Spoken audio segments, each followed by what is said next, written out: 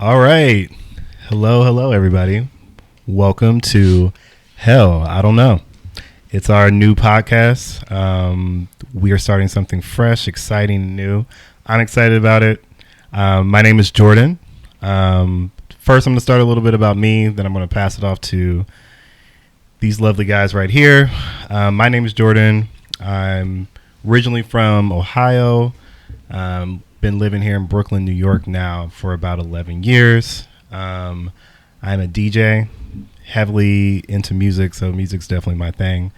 Been doing DJing for about 6-7 years now. So I'll talk a little bit more about that, how I got started with that, but I want to pass it over to Nickie. Tell us a little bit about yourself, and then pass it over to Darrell. Hi, everyone. My name is Nickie. I'm originally from Mississippi, but I now live in Brooklyn, New York. I don't know for how much longer. I'm getting up out of here. But yeah, I am an educator. I'm a writer. Also, I write music and things and plays. We could talk about that later on as well. But yeah, that's enough about me. What about you, Darrell? Hey, everybody. My name is Darrell Purcell Jr. I am originally from North Carolina, but I've been in New York for, a while. Like A decade. I think it's been a decade. Has it been a decade for real? It's been a decade. Congrats. Damn, that makes me sound so old. I mean, the proof is in the pudding. I'm a millennial. But yeah, I've been in New York for a while. I'm primarily a theater performer, musical theater. I sing, I act, I write. I also produce music sometimes. And as a day job, I work in digital marketing. So yeah, that's enough about me. Exciting stuff. Okay. How much writing do you normally do? Excuse me? How much writing do you normally do? I do a good amount of writing. Let's keep going. Okay. Well, I just want to first start off by just sharing a little bit about like what this podcast is all about, who we are. So this podcast, we are three creatives. We're trying to embark through the murky waters of the creative industry. We all know how crazy that can be. So we have a whole podcast to talk about it. We're going to talk about the triumphs, the failures, self-doubt, navigating the complexities of the industry. We definitely plan to share a lot of our raw experiences and a lot of our insights because this journey is not easy. And we don't have all the answers, which is exactly why it's called Hell, I Don't Know. We're trying to figure it out just like you. So whether you're a fellow creative, seeking solidarity, or simply curious about the journey behind the art, tune in as we willingly throw ourselves on this roller coaster searching for discovery and growth. So, amen. Through this journey of discovery. Only you would go. Y'all know what I'm talking about, right? Yeah. Yes, of Only course. you would go there. Yes. A word. Amen. Amen. Let's wait. Is that 101 or half and half? Half and half. Half and half. Wait, is it really called half and half? I just Well, realized it's called half and half. I don't know exactly what the song is called, but that's the half and half theme song. Now that I have someone special. Oh my God! I also Darrell. feel like that is a very underrated show. It's an incredible- Oh, it's incredible! It's an incredible show. Wow. The fights between Big Didi and Mona's mom are just chef kiss. Come on, tell me First of how. all, I don't remember all of them, but sure, I'm going to go with that's what happened. Wow. You don't remember? I mean, you just said it was one of the. Really It was good a really shows. great show, but isn't it like over 20 years old at this point? All right, let's keep going. So, with that being said about us being creatives and struggles, let's kind of just start there with like the unsuccessful moments that we've had with like either auditions or starting something with your creativity, whether it be like I said, auditions. I don't know, whatever it may be. We're going to just I want to just hear from you guys that moment that you had that was like either memorable or a absolutely horrible moment that you had with it. Let's get into it. I'm going to pass it over to Darrell with this. You can pass it over to me. Well, first of all, I have very many terrible audition stories that I'm actually embarrassed about that, but over the course of the next however long, you will hear all of those things. Okay, so all right, so I'm gonna tell one y'all have not heard. Well, you might have heard this, Nickie, but like I'm gonna tell you whatever. So His face. I'm not doing anything. Go ahead. I'm sorry. anyway, so All right. So in 2018 and 2019, I was on the road with a show called Rock of Ages. And while I was on the road, I got an audition from my agent at the time for a show. I'm not going to say the show, but I got an audition for a show. And I was really excited because I was like, oh, shoot, this is cool. I finally do like a production contract. But I thought like I knew that I was going to book it. And so I had a show to do. And I actually went back to the city to do the audition and then went back to tour afterwards. I don't really like to fly that much, so I took a train. I took a train back to the city, and it took like From where? From I want to say it was Tampa. Wait, it was you took a train from Tampa? I got a room on the train, so it was like you still took a train from Tampa. I did. How long was that like journey? It was literally like 20 hours. That's why I took it. Absolutely not. Anyway, so I took it and I was like learning. I was learning and everything, and I was listening to the OBC, and I was like listening to it because I was like, oh, I'm about to crush this audition. Speaking enunciation. I'm about to crush this audition. So I get in the audition, ready to go, and we talking, bantering back and forth or whatever, and the casting director is scaling me, seeing what my range is, and I was going back and forth and and he said next time with no vibrato, and I said ha ha ha, and I did it with no vibrato, and he was like, all right, cool, and I said imagine if I had to do my audition like that, like I've just made like a joke. He said yeah, we just straight tone it, and I was like, you want me to actually straight tone the song? This is important because my straight tone is terrible, first of all. Second of all, I'm a heavily... Flat. I'm just playing. I would love to hear Nickie Floyd sing anything before hearing his opinions on my vocal talents. Yikes. So, like I was saying... We should have a vocal, like, little battle. Move on. Keep going. We should, actually. We're not doing that. I think that'd be a good idea. Maybe. I don't think so. So that threw me completely off. Like, I'm a churchy singer. I got that heavy vibrato in my voice. And he was serious. He was like straight tone. Also, I had listened to the cast recording a million times, and that was some heavy vibrato in the person who played that role. So I was trying to do it, and I was like straight toning the entire song, and I could tell he was like not happy with me. He let me do this like 3 times, and finally the third time, I'm speaking to somebody in the song, and he's like, I need you to like really speak. I need you to really get it. But I was just thinking about this straight tone thing. So I decided the last go around, I'm about to really give this my all. I was like, I done came all the way from Tampa for this.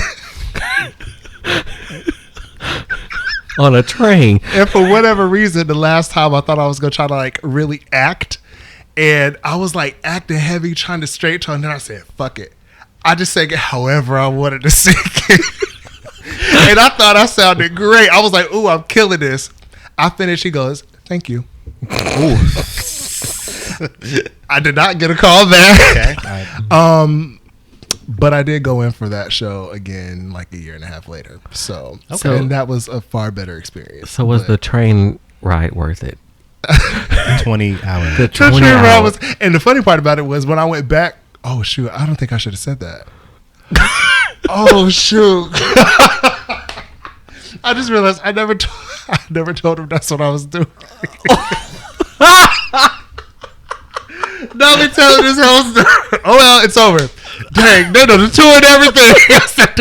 We're gonna bleep the name of that tour out. We're gonna bleep that out. Are we? We're gonna bleep that out. Anyway, we'll bleep it out.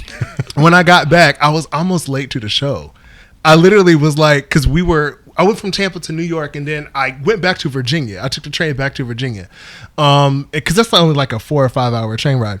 But like the train was running late, and I almost missed the show. They're like, Darrell, where you at? And my cover, it was texting me, and I didn't respond because I just wanted to make sure I was there on time. Anyway, dang, that's bad. We're gonna cut part of that story out. We're gonna cut a good part of that story out. This is exactly what the point of this podcast is. We're telling the truth. We're telling the truth. It's all truth here. Oh. So wow.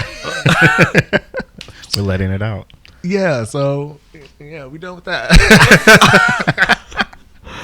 Well, for sure with me, funny enough, so at one point in time, not a lot of people know this, but I'm gonna, in the spirit of telling truths, I wanted to be a dancer before. What? So what? I did. Yeah, I did. Actually, I really enjoyed dancing. I would watch like, the cliche Michael Jackson, Janet Jackson, all that stuff like that, and be like, I can do that. I think this is cool. Wow. So at one point in time, there was, and and I really loved Sierra at this time when she came out. It was like, hey. Listen, when the Evolution came out and Promise came out, that was the time people loved her. So I don't care what anyone else to say. But anyway, she was going on tour, and they had like these auditions to be a background dancer, and I was like, no, you did. No, I did. I said to my my like close friend at the time, because I lived in Florida for a little bit of time, for like a year, and she had like auditions in Miami, and I was like, I think I can do this. And my friend was like, you sure about that? Like, and I was like, and I felt like, damn, are you trying to say I'm not a good dancer? Because I in my head thought I know how to dance, So anyway, there was the day came for the audition. I actually showed up and thought I was going to do something. There was a long line, and I was like, that's when I started to get nervous, and I was like, okay, wait, I'm actually here. I'm actually going to do this. I'm also thinking like, oh, am I going to like dance in front of Sierra, kind of thing like that. So I was like completely nervous. So when we get in the room, there's like this room, and it's like, I'm assuming it was her like choreographer or whatever. And immediately they were like just jumping right into it with the 8 counts and everything like that. And I was like, oh, okay, this is just no like introductions, no anything like that. And immediately I was like, okay. And like, I was like, felt like I was like learning the steps, and like we were dancing to her song Get Up. And I was and I was like, and I was like, okay, I watched this music video plenty of times. Like, I know how to, like, I know this. It was completely different choreography, so it wasn't even the same. And I was like, fuck. I was just like, okay. But I was like, it's cool. I watched the music video like 10 times in a row, and I got it. He starts teaching the moves. I'm already like, okay, I'm like lost in the sauce here, but like we're gonna figure it out. Come time for, he showed it to us like twice, and he was like, okay, that's it. Everyone else around me looked like they were like getting it so easily, and I was just like, okay, I don't want to embarrass myself, so I'm just going to do the choreography from the music video when it came time for my like instead of choreography instead of what you're supposed to learn. Yeah, because I was like, I don't want to look silly. That's bold. So you did it. You didn't want it to look silly. You did different. Okay, exactly. Okay, that was my thought. That was my thought process at the time. And then it came time to like they did the group one. I stayed in the back, and I just kind of was like half-assed doing the moves. And then when it came time to do the solo one, that's when I did the dance from the video. Wow. And then he like stopped and he paused and he was like, "I'm sorry." He's like, I think you're doing other choreography. That's like, I think we needed like the choreography that like I just showed. And I was like, got it. And I was that moment then, like everyone's like around me in the studio. I'm like fully sweating and I'm just like completely embarrassed. And I was just like, okay. So they like went through it, and I felt like I looked like, I forget her name, but it was on Making the Band, and she had to like keep doing the dance moves over and over and over, and she just wasn't getting it. And I feel like, exactly. And I felt like Lorianne was like, Taquita, like, what are you doing? Like, so I was too just much like, neck, Taquita. And immediately after I started doing the dance, and obviously not doing it well and trying to go through the steps, he was like, thank you. And I was like, all right. And I did not get called back to come back for the second round. Wow. So, like you actually can't show your face ever again. Yeah. So wow. I'm glad the background dancer dreams were put to bed. I'm still mad you really said to the choreographer, actually fuck your choreographer. I'm going to do what I want to do. Like he wasn't going to notice you were doing choreography from the video. I thought that was going to be impressive for them. But to Jordan's credit, he did learn a dance. It just wasn't the right one, but he learned a dance. I just love the logic. I love the confidence that took for you to think that was going to be something that was going to be positively memorable. That was bold. It was memorable. I think they probably remember it. They definitely remember you. So, I'm sure. Sierra, I never saw Sierra though. I never got to meet her. Also, shout out to Taquita. I hope you're doing well.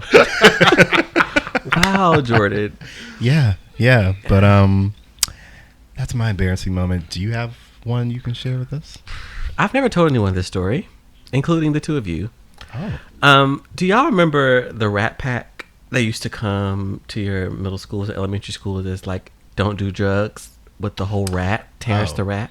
Ours was Dare. Yeah, but the dance group behind them were called the Rat Pack. If you didn't know. Oh, No, I didn't. I don't think anyone cared about that. Oh, well, I auditioned for the Rat Pack.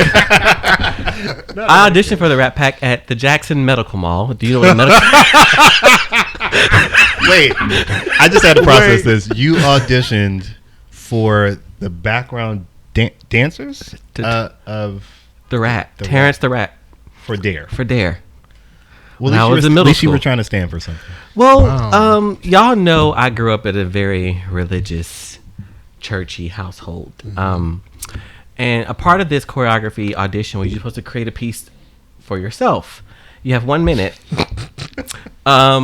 Because I wasn't allowed to listen to secular music, I choreographed a whole dance piece with materials. I'm not going to tell you what materials I used to tie Tribbit. No way. And this audition was not happening. And this audition was not in like a closed room, so you were like in the center of the medical mall, and they would play your track, and everyone Keep saying medical mall. That's what it's called. It's called the Jackson Medical Mall. What the fuck is a medical mall? I was wondering the same thing. All right, What so is a medical mall. So in Jackson, the medical mall is where they actually sell like all things that hospitals need. If there's like stores. Yeah, like you can buy scrubs, you can buy like furniture, Wow, like like for the Gloves R hospital. Us. Yeah, but it's just for the. It's for. That's an actual mall? It's called the medical That's mall. where they had Yeah. auditions. In the center of the medical mall. Yes. Wow, Mississippi, huh? Wait, I'm also curious.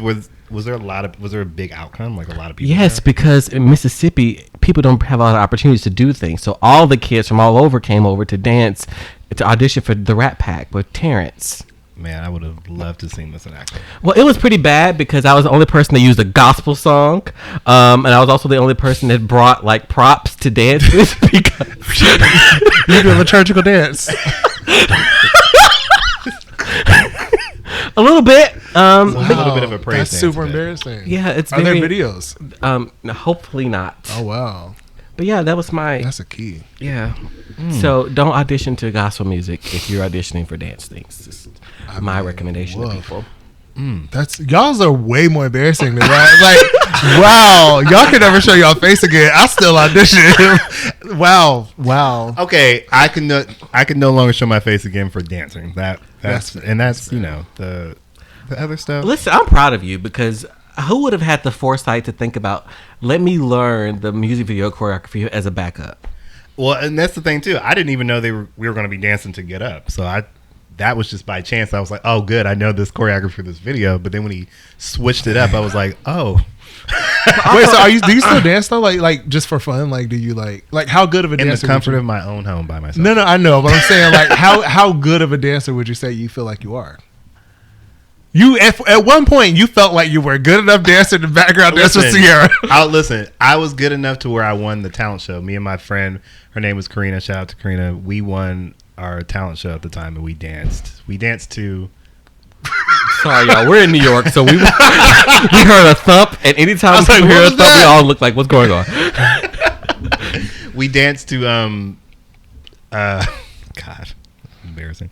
We danced to Rihanna Disturbia, and Okay. and I Emo think vibes. Chris Brown, Wall to Wall. It was like a mashup kind of thing. Oh, So Expert. I had a whole I had a hoodie and it had like a spray. It was spray painted. It said JL on it. Like I was just wow! Like, it was From a the whole- mall, Yeah, I think it was. we love a spray painted hoodie from the mall. Peak early 2000s. Like Yeah. we all had them, right? So yeah, but I think at that time, I thought I was a good dancer because I won the talent show. So that kept it going for me. You know, you probably are a good dancer. You probably just need to exercise a little bit more. I think. Like exercise the dancing. Not like that. No. Like exercise the I dancing. exercise every day, sir. No. I'm like exercise the dancing. Pew. Y'all messy. Y'all know what I was talking about. You messy. You the one trying to clock this man in his fitness regimen. No, I did not. I was like exercise the muscle. Like, I feel there's like that was a muscles to dance. 40-ish slip, but whatever. Anyway, Wow, I'm not you. I don't be commenting on that kind of stuff. Anyway, But you know, those days are behind me. You know, we had to, you know, went through college thinking I was a dancer, and then again, like college was a rough time. I thought I was a dancer. I thought I was going to be an architect. All these different things like that, and you know, then I was struggling. being broke as fuck.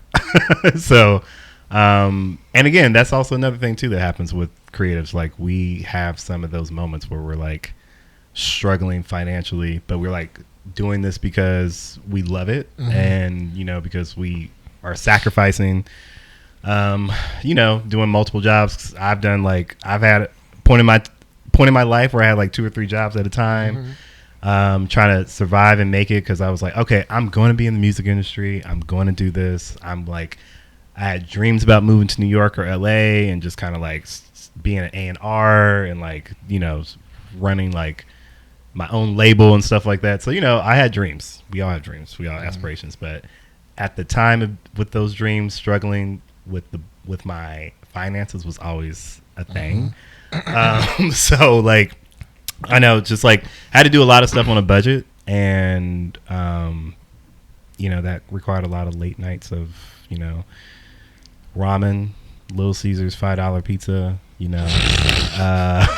just getting my way through it. So but have you guys had any of those like struggle moments or being creative on a budget or anything like that? I don't know, Nickie, have you?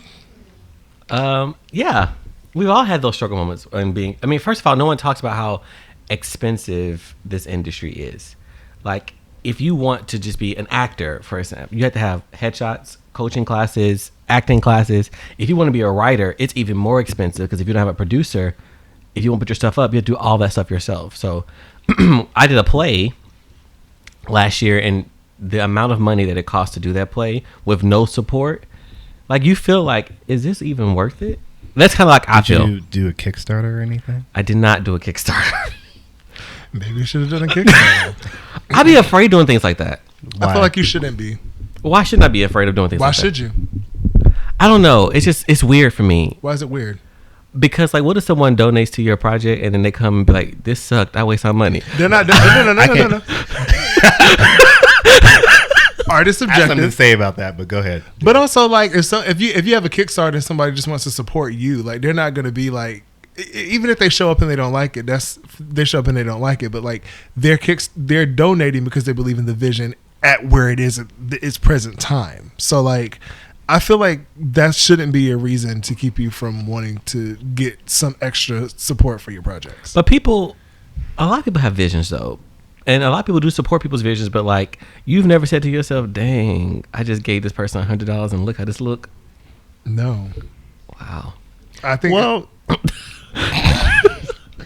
I'll give you an example of a Kickstarter that I gave money to that the outcome wasn't the greatest. Oop.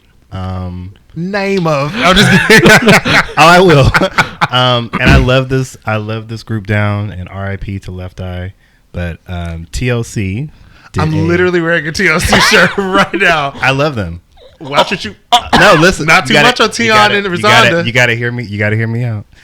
Kickstarter. So TLC did this thing where. I know what you're talking about. They basically said to their fans, like, hey, if you want another album from us, like, we're gonna start a Kickstarter just to kind of like, and people could like put money aside so they can like go and make an album. Eventually, it took a while, but eventually they got there. They made it, and the outcome, it was made. First of all, way back is a vibe. The one with Snoop Dogg. That was okay. A vibe, yes. Okay, that was a cute song, but what about? We're talking about what we put money for was not a single. Okay. First of all, I enjoyed the album. Oh, I did. I didn't enjoy that it was self-titled because it was like their 5th album and it was self-titled. Actually, Beyonce did that too. But never mind. Never mind. Just kidding. Just scrap that part. But I didn't enjoy that there wasn't like a theme, but like I enjoyed the album. Now, was it comparable to their previous Darrell, efforts? I challenge you to go back and listen to that. I'm not kidding. I listened to that album in December. And I know that specifically because I was on my way back from home from Christmas, and I was like, I was on the train. I love to travel by train, and I 18 hours. 20 hours. I don't like to fly. But no, it was 11 hours. But anyway, Crazy.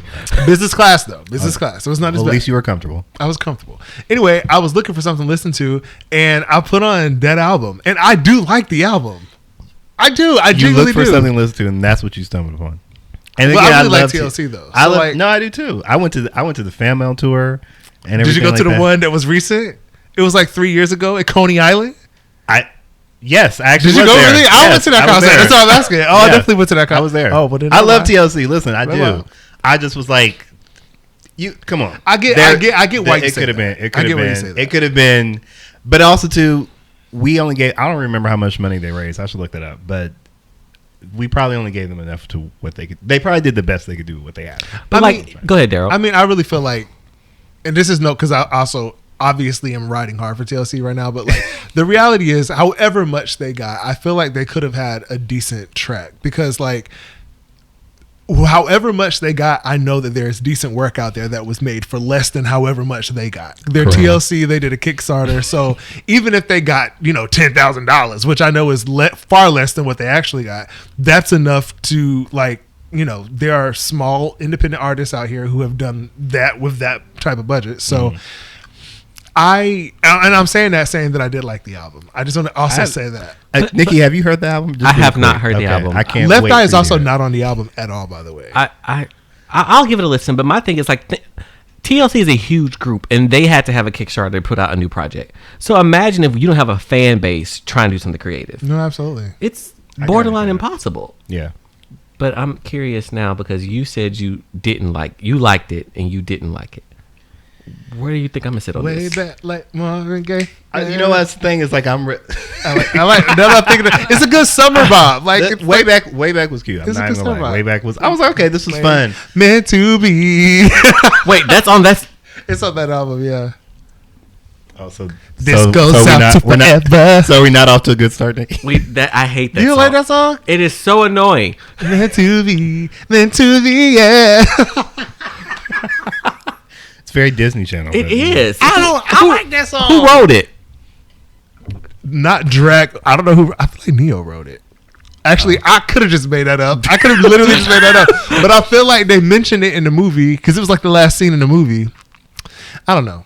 Oh, with like Keke Palmer and all of them. That was actually a great film. Yeah, a great biopic. It was a great movie. It was. I just don't. Did you say biopic? Ain't that what it's called? It's called a biopic. I thought it was called biopic. It's the Southern in you. I'm Southern too, and I said biopic. But go off. Are y'all sure it's a biopic? I'm positive it's not biopic. It's a biography of a person on film, so it's a biopic. I understand that, but why have I always heard biopic? Because I was saying biopic at first. I've heard biopic too. You've never heard that, and but I've heard biopic too. I've heard both. Funny. I'm telling you, I promise you, it's biopic. Watch you be wrong. I know that I'm not wrong. Listen to the next episode to figure out the truth. Or we can solve this now. Where's your phone? Because you're not about to play with me. I thought it was Nicholas. I thought it was biopic. I promise you, it's not biopic. I've heard both. That's the thing. I was always like, well, which one is it? I was just looking at Tinashe concert. Oh my God! Can you focus? Triggering. I have ADD. Okay, I had to close it out and come. Okay. Let's keep going, and then I'm gonna bring it back. Okay. So anyway, the movie that you were doing. The movie or the play? Sorry, the play. Sorry. Okay. He did a movie and a play. Sorry, we know about his movie too, but maybe we're not gonna talk about that. Let's move on. The play. Yes. Okay. So hold on 1 second before we go. You found it. Sorry, I'm gonna be so pissed if I'm wrong. Hold on. Biopic. Oh, let's just put it in the microphone so that everyone else hears it. 1 moment. Biopic. Hold on. What is she? What's the undertone? What she's saying? Biopic. I'm hearing biopic. You're hearing what I said. Biopic. That's really what he said. Do you want to hear it one more time? No, we're good, Darrell. Okay. So you're right. I was wrong. I'll give it to you. Thank you. We could proceed. You're never getting that again. Move on. I'm sure I will. Let's keep going. So how did you deal with that? That, the struggle of the budget and things like that. Well, how did you overcome it, and what do you still feel like the play was a success? Things like that. Yeah, I'm really proud of the turnout that I got for that play. Just by people who were there, what people said about it. But I think if I would have had a larger budget, I really could have did a lot more with it than what I wanted to do with it. But again, you're only limited to your resources, and for that festival, we literally had 30 minutes to put the play up, and then like 15 minutes to take the whole thing down. So you working in confines as well. So it's hard. Doing the best I can with what I got. It's literally what that was. That the entire play was doing the best I can with what I got. Well, you did it. Thank you. Thank you for coming and watching it. Thank you was for great. being in it, was Darrell. really great. You're welcome. You were phenomenal. You were a standout actor. Thank you. Thank you. Oh, you're too kind. Oscar worthy. Thank you. I appreciate it. Oh, did you? Who snickered? I didn't. No, I don't blame it on me. I didn't. Any budget cuts for you or anything like that? Budget cuts in my overall life? No. Nothing super crazy. I will say that there was a time very quickly that like I didn't have any money at all, and like I didn't want to ask my parents for any money, and so like I was down bad. I started eating tomato paste sandwiches. Yo. I promise you, I'm not kidding. Tomato paste? Yes, that's what he said. Did I tell you this before? You did, and I'm disgusted. I was so Tell him what's on it. This sounds horrifying. It's literally just like sandwich bread. And at that point, I believe I was going to Trader Joe's all the time, so they have like this wheat bread that I would always get. Oh my God, and on wheat. It was on wheat bread. So it was wheat bread. And then the first time I did it, This is multiple. Well, first of all, how do we get here? Like, how because did I had no money. And sandwich that's come about? literally, I kid you not. I was in my apartment. I lived in Harlem at the time. And I was starving, and I had no money. I think I maybe had like $12, Okay. And I knew that I needed like $2.75 or whatever to get on the subway. And I feel like I was working like a temp job or something because I knew I had money coming. Like it's not like I was gonna I was only gonna have $12 for the foreseeable future. You know what I mean? And so I was like, well, I can't buy groceries. I just gotta make do with what I have literally right now. And in the apartment at the time, I was living with my best friend, and she was at her boyfriend's apartment. She used to spend like weeks there sometimes, so she ain't had no grocery at the house. And all I had, literally, I remember I had ice, baking soda, so that the refrigerator doesn't smell bad, and I had literally the sandwich bread, not even a full loaf. It was like half a loaf of sandwich bread and a can of tomato paste. It was literally just tomato paste, and I had butter. It was butter too. So the first Why can't we just have toast? or make that into a tomato soup with toast. Well, no, I'm getting there. So the tomato paste sandwich was disgusting. Like I literally took it out and I like put it on the sandwich and I ate it just to see what it would taste like. Trash. However, what I did was I got the butter. I had like a little tab of butter left, and I melted it down and I added tomato paste to it, and I did that, and it made it like a little bit thicker, not thicker, a little waterier. And I put that onto the bread, and I put it in the microwave, and it actually wasn't bad. Or you could have. I mean, it low key really wasn't bad though. Like every now and like I ate that. Don't you tell me you're doing this now. Say that I ate that. I ate it like I was still in my old apartment, so it was not this year. But like maybe like a year ago, I ate it just because like I had the stuff. Like I don't have to eat tomato paste sandwiches now. But like I did. It was good. Don't knock until you try it. No, I'm going to knock it. I feel like you should try it because I remember Here Comes Honey Boo Boo. They had that spaghetti. This is the reference you pull? No. I was saying they used to have the spaghetti with the butter, and they would mix it together, and they would eat it like they call it sketty. I thought that sounded like trash. That was good. Spaghetti and butter. Spaghetti and butter. Like they put. I mean, not spaghetti and butter. Sorry, ketchup and butter. No. They would. No, it's actually good though. No. It's Jordan, actually he good, hates though. ketchup. I hate ketchup. Oh, I'm just really gonna love put it ketchup out either, there. to be Ketchup honest. is. I don't know when this developed, but it was definitely like as a kid I liked it. It was fine, Yeah. but then like at some point I got older and I was just like, ugh. It's just like the smell of it, the look of. I don't know. I just get creeped out when I see ketchup.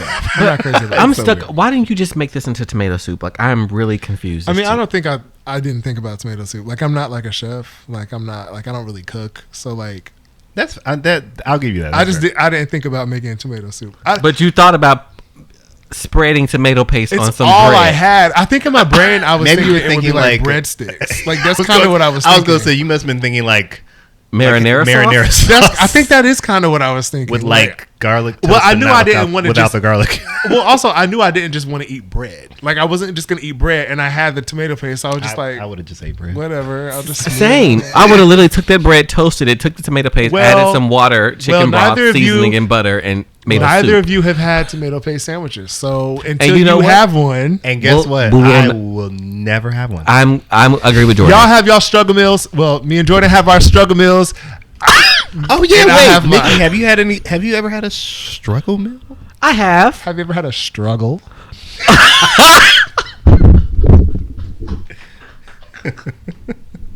You are a nasty person, and you don't deserve love. Wow, I'm just- I got a lot of it though. I have had struggle meals. So I can't wait to hear this. no, for real. Like my parents got divorced when I was like 6, and I had to live with my dad. And my dad is not a cook, like at all. So daily we I had feel like he's gonna say like a fast food restaurant. no, because we lived in Mendenhall, which is the closest fast food restaurant is 32 minutes away. That's good. It's very far. So at nighttime, there's also like there's no public transit. Like, and I'm 6, 7 years old. I can't drive. So my dad's a horrible cook. So I'm not lying to you. We ate beef stew over rice for weeks straight. Beef stew from the can, and he put it in the microwave over rice. That is a struggle meal. Like a Dollar General can of beef stew. So y'all don't think that's not a struggle meal? Well, a struggle.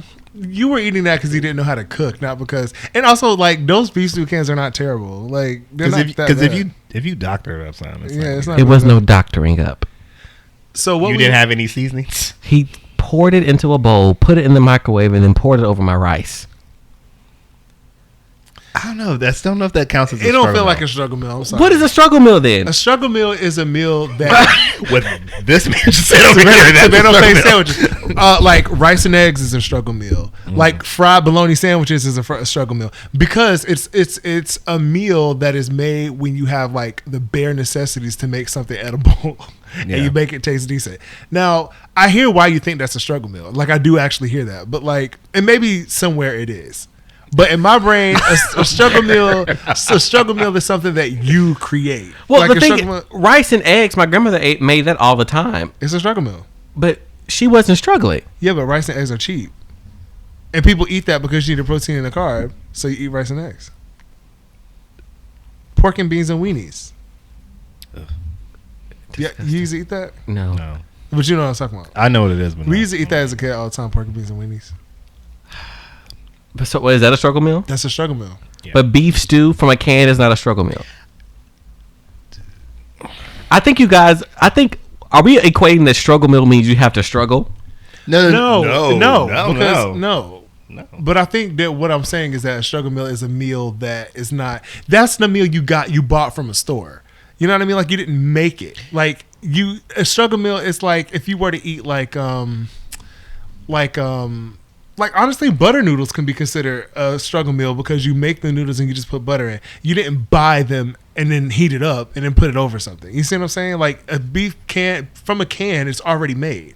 That would say like ramen is a struggle. Oh, I guess ramen is a struggle meal. Ramen, and I've had that before. Yeah, I mean, yeah, I guess because you said like over rice, I was thinking like, well, that's still That kind of sounds like kinda that like- sounds not that bad. But I get it. It's from you said it's from a can. But again, I and said, you could still- daily. Every day. All right. Okay, how many days? My parents got divorced when I was 6, and my dad didn't get remarried till I was like 10. So I would eat at my aunt's house. Then we got to give him a pass on that. That's Like I would eat at my aunt's house because I couldn't take beef stew over rice. I've also had watermelon for dinner Why before was that the only thing in the household? because my dad can't cook. It was either that or tuna. Dang. Damn, TV dinners were right there. He Oh, I used to didn't love like a TV those. dinner. Like I said, I've had watermelon for dinner because my dad didn't know how to cook. Watermelon's good. Yeah, hydrating. watermelon. That is not. There is no. What are you doing? Watermelon for dinner, Darrell? I mean, that's trash. But like, Yeah. but you had access to more. It's just like you literally didn't have access to more, but like figuratively, you had access to more. Your dad just didn't have no groceries. Because he didn't know what to do with them. Right. But he made a lot of money, so like he could have bought them. Not my daddy business out on these streets. Oops, sorry, just kidding. Not your broke daddy.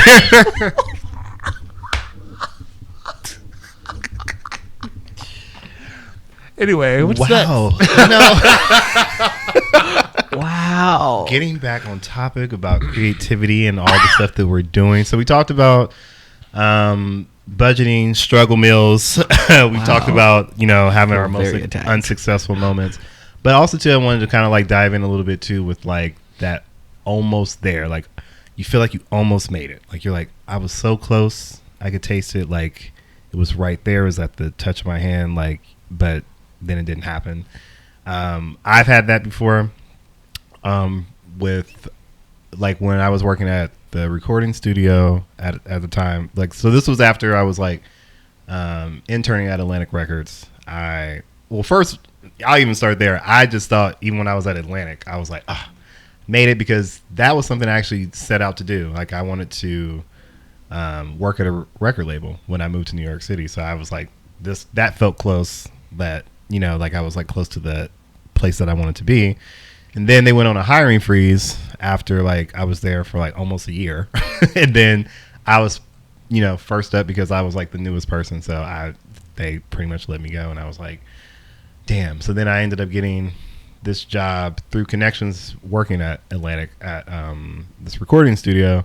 And I was kind of like a studio assistant, studio manager kind of thing. It was kind of like a little bit of everything. But through that opportunity, it brought on like me being able to like be in the studio with like artists and things like that, and like and kind of working more towards me doing like the A&R thing.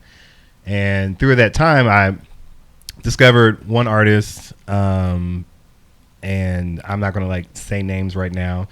Just keep it as general, that I discovered an artist who now is doing very well in the R&B world. Found her through SoundCloud, and like we like kept exchanging all these like words back and forth. And I told her, hey, like I work at the studio. I think you and my boss could like really like connect, and like we can like figure something out. Like, I don't know, like maybe make your project, or like just kind of like feel it out. So she ended up coming to New York.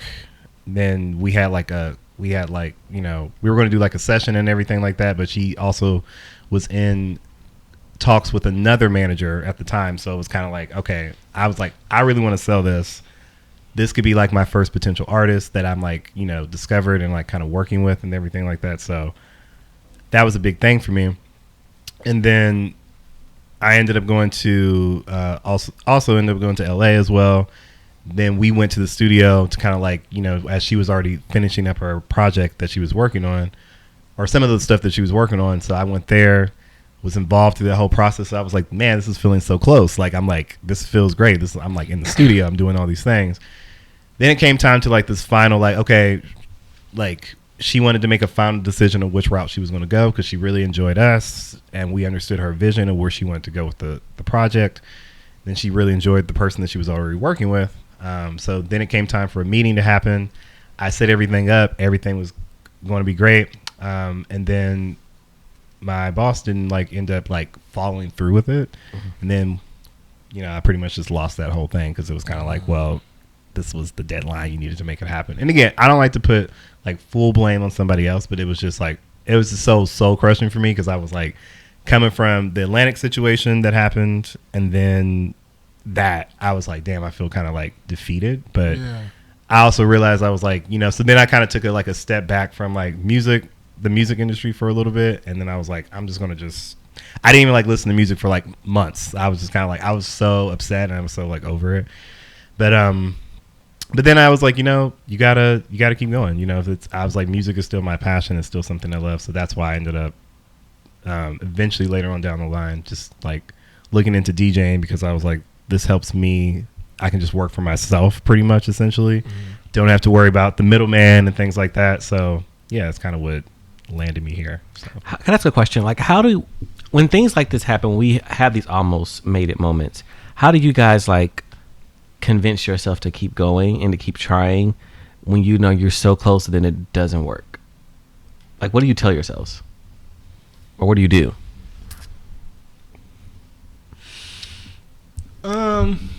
Well, I'm going to answer the question in a roundabout way. The honest to God truth is that I don't always do that. Like if I have like the last time I had an almost made it moment, which I'm probably will talk about, but last time I had that, I actually stopped because after that, like I just didn't do it anymore for a good minute until I started back up. I think the thing is that like as creatives, we do this, or at least for the most part, I think most of us do this because there's an insatiable urge inside of us to create some sort of art. We love it. We are almost like indebted to this thing for creating so much of a happiness in our lives. I say that to say, eventually, eventually I got to the point where I was like, I got the opportunity to do it again, and I realized like, fuck, I love this. Like, I really, really want to do this. So, having had almost made it moments, it kind of like put me back into the mind frame that I was in before the failure. It put me back into the mind frame of, okay, this is why I do this. This is why I love to do this. So, I guess that kind of is what keeps me pushing. Like, not necessarily like looking at it as a failure, looking at it as something that just wasn't for me at that time, and then remembering why I'm actually doing it. It puts me back into the frame of like, okay, this makes sense in my life. And the moment that it doesn't make sense, I'm gonna stop.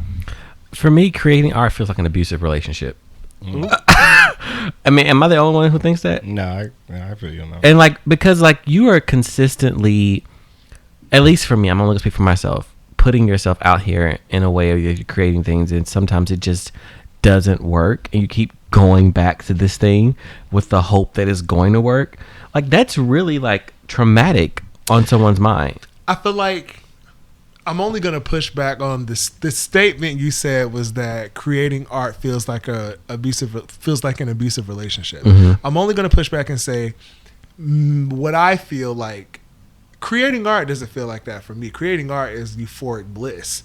The process that allows you to create it at the level you want to create it at is what. Yeah, I would agree like with that. abusive- You're right. You're right. That's more. That's more I accurate. actually think Yeah. too. That's more so what you meant too. Yeah, it's the part. It's the creating is the beauty. Like if I'm writing a play, I'm really enjoying telling the Right. story in my mind and like seeing all these things. If I'm writing songs, it's not as happy, but It's fun. The creative process. the creative process is fun. It's like what happens after is what's not fun. Yeah. And especially like now we live in an industry where things are so instantaneous. So honestly, it feels like it's hard to keep up. I would agree. It is. It definitely is. And again too, I had this conversation recently too, where I'm like, I can only imagine like the amount of pressure. Like, and again, I know I'm speaking always on music stuff, but like just giving an example, like the amount of pressure it must be to be like a really big artist and just being like, okay, now you're ready to start the creative process again for your album. That part I'm sure is fun, but I think it's the part of like releasing it is the scary part because you don't know how people are going to like take it, where people are going to like it, especially if you follow a release that was super successful.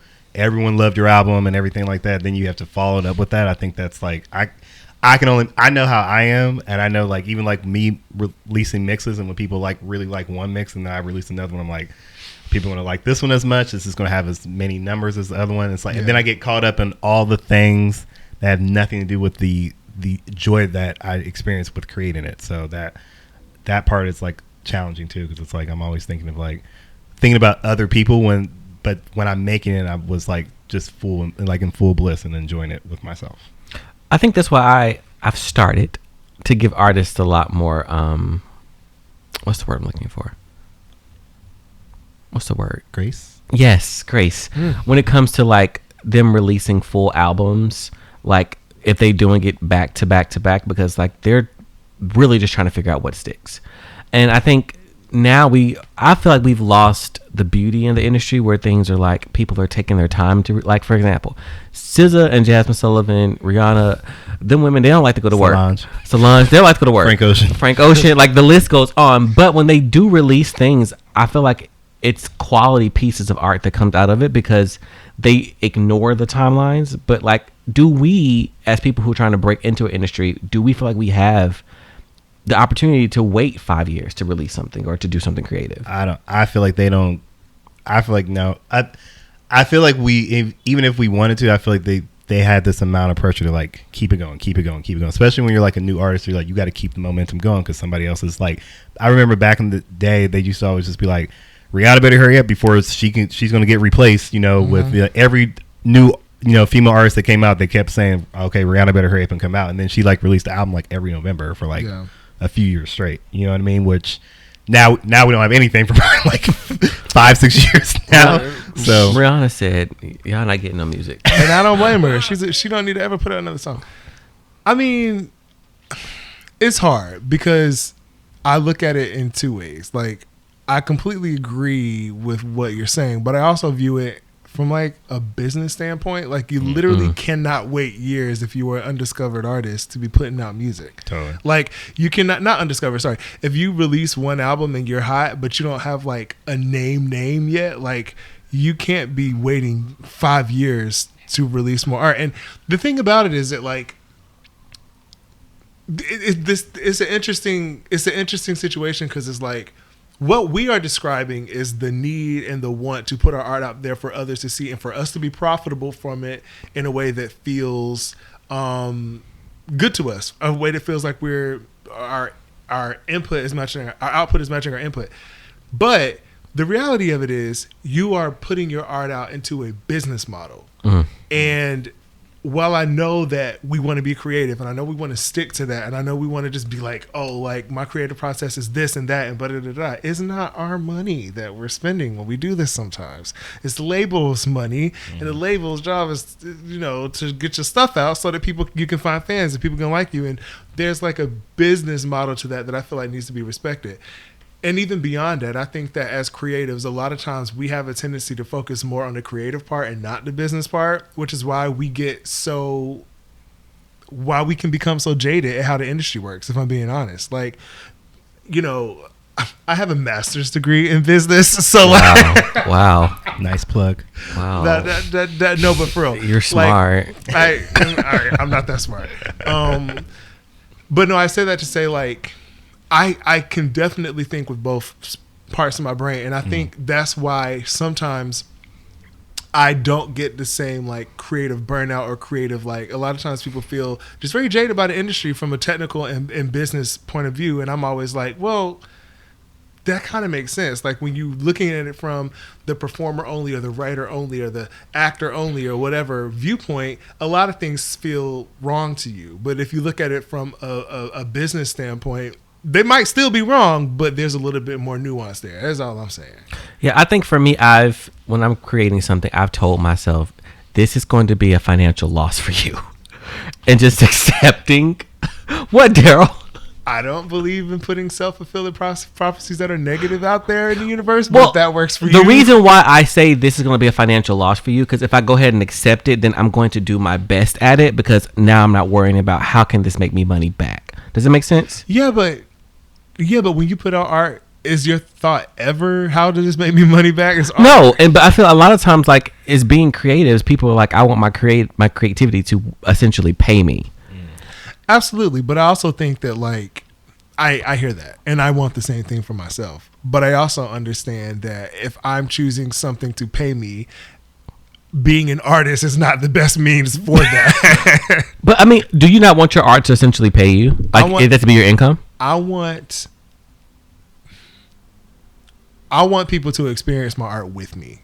That's what I want. But we've also talked about this a lot. I am not a person that's motivated by money. I'm not like a person that's like, of course I would love for my art to pay me. I like to, but ultimately, like, I am an artist because it feels like who I am. I'm an artist because creating art is what makes me happy. Yeah. It's not necessarily because I think I'm ever going to be a billionaire from it, because most people aren't, Same. I mean, because sometimes for me, like, I feel like certain things I have to write because I can't sleep because it's stuck in my head.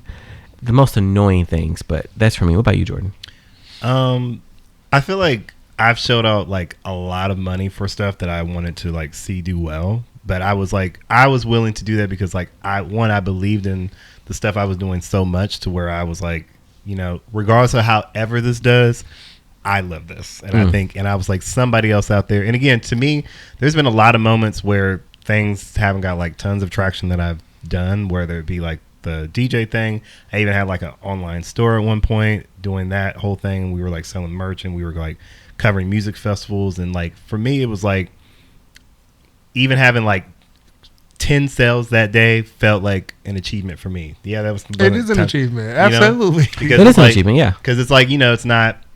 It's, it was also coming from people that were like, we didn't know. It wasn't even like friends or family. Yeah. It was like, there was like somebody in like London, and there was somebody in like a different part of the world, and like somebody in like Nebraska. And I was like, oh, this is cool. I don't know how they found our stuff, but like, this is dope. But it was like, but again, it's like we put out a lot of money for that to happen, but it was like, and again, like some people say like the payback wasn't, the same. But to me, the payback was just like affecting even just those few people, like even too, like when people message me and say like, your mix really got me through today, or like got me through this work day. Like to me, that part feels great. And then it's like, it kind of, that also too, even kind of going back to what you were asking before, that part kind of keeps me going. And that's what makes me like keep coming back to like, okay, I'm going to keep doing this. I don't want to like fully give up on this, even though I'm not like, not making Beyonce money or anything like that. But like, it just keeps it going for me. And I think that's that abusive relationship part. I'm gonna need you to find another analogy, because it honestly feels that way.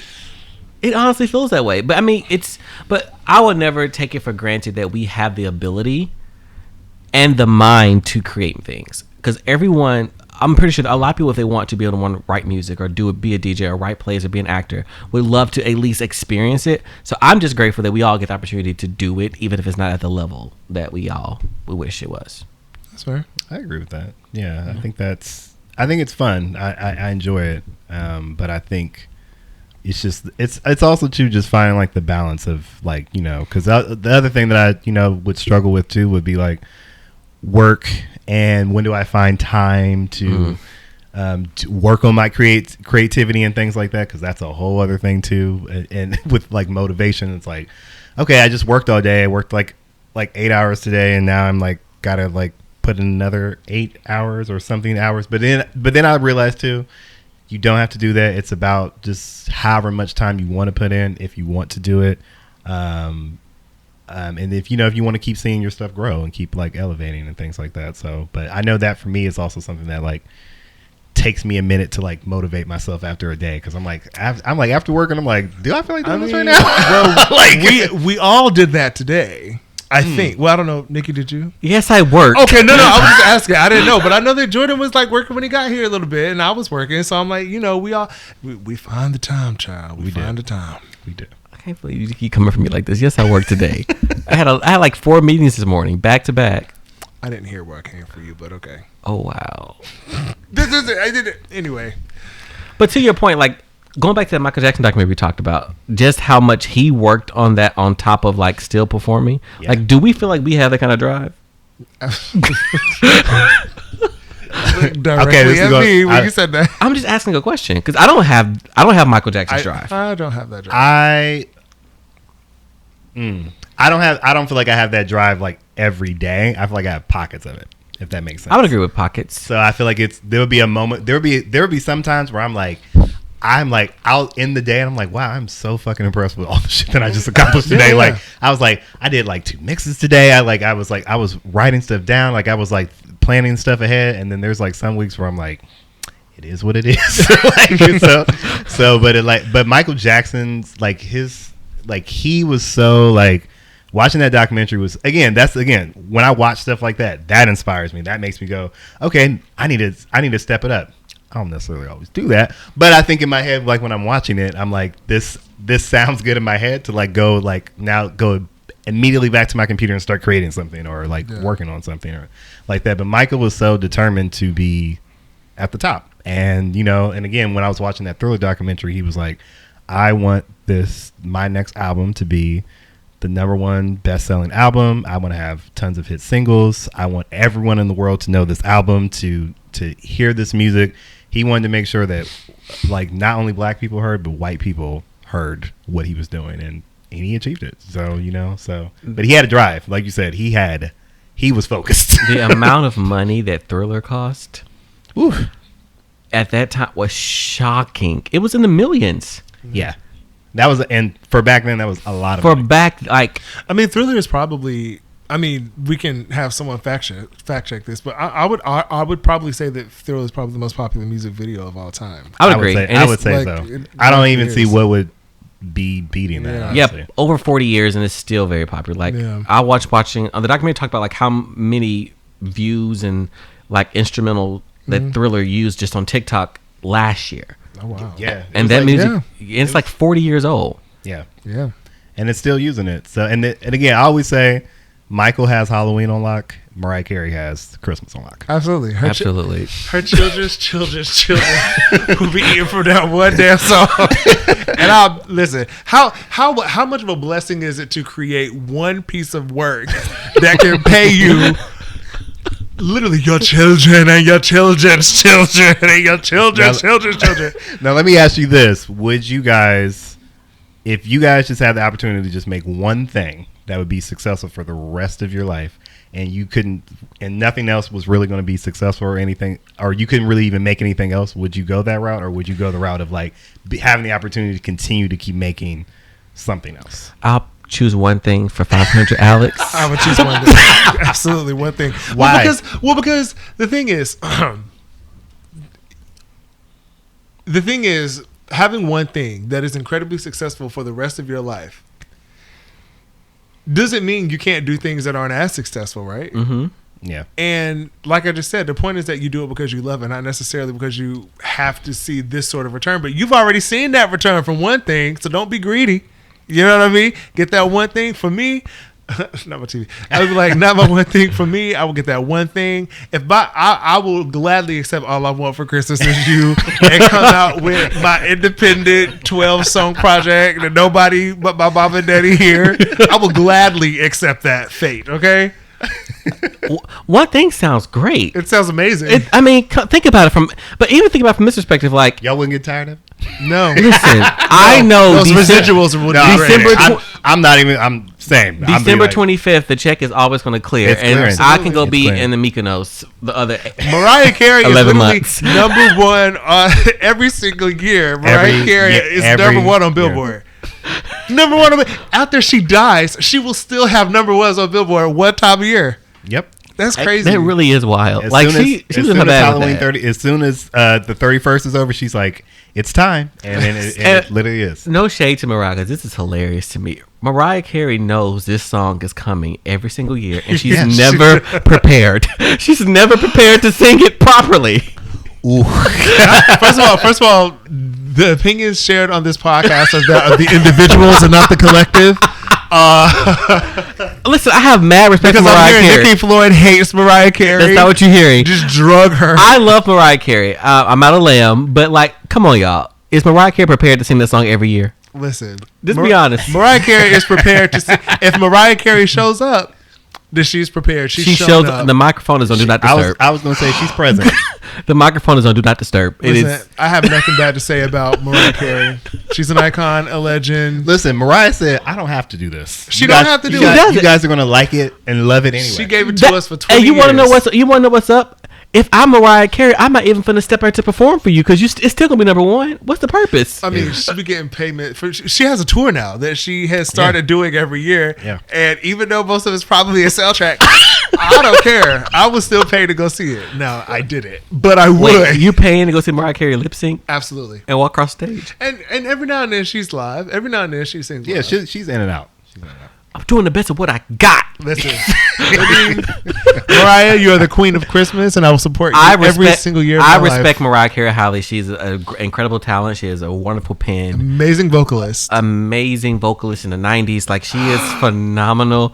But Ooh, I was like, wait. I'm just playing. I love Mariah. Lambs attack. So, well, here's the thing. Y'all didn't deny it, though. Did y'all disagree? I think she's. I said she's an amazing vocalist. She is an amazing vocalist. What I said is she doesn't have to do those things I agree. anymore. And I love that. That's all I'm going to say on that. She is the icon and she is the status, and that's that. Wow. And with all this controversy being said, we're going to wrap it up here with our first episode. This was so much fun. I hope you guys, the viewers and listeners, are going to enjoy this. But we have way more to come, so stay tuned for more. Again, my name is Jordan. Mickey. Darrell. And this is Hell, I Don't Know. Bye, guys. Bye. Bye.